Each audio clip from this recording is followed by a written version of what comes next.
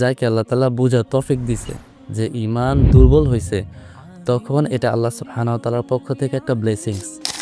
এখন বিষয় হচ্ছে যখন ঈমান দুর্বল হবে তখন আমাদের করণীয় কি?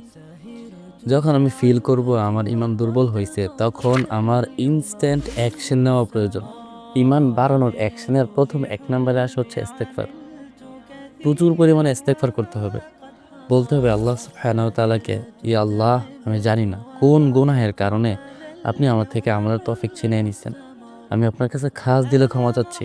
আল্লাহ, আপনি আমাকে ক্ষমা করে দেন এবং আমাকে আমলের তৌফিক দান করুন। তারপর তওবার সাথে, সাথে ২য় স্টেপ হচ্ছে আল্লাহ সুবহানাহু ওয়া তাআলার কাছে প্রচুর পরিমাণে দোয়া করা। রাসূল সাল্লাল্লাহু আলাইহি ওয়াসাল্লাম আমাদেরকে কিছু দোয়া শিখাইছে ঈমান দুর্বলতার বিষয়ে, এবং এই দোয়া রাসূল সাল্লাল্লাহু আলাইহি ওয়াসাল্লাম নিজেও করতেন। ইয়া মুকাল্লিবাল কুলুব সাব্বিত কলবি আলা দীনিক।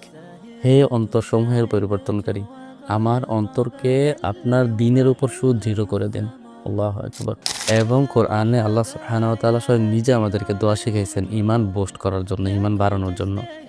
রব্বানা লা তুজিগ কুলুবানা বা'দা ইয হাদাইতানা ওয়া হাব লানা মিন লাদুনকা রাহমাতান ইন্নাকা আনতাল ওয়াহ্হাব। আল্লাহু আকবার। বেশি বেশি পরিমাণে আমরা এই দোয়াগুলো করব।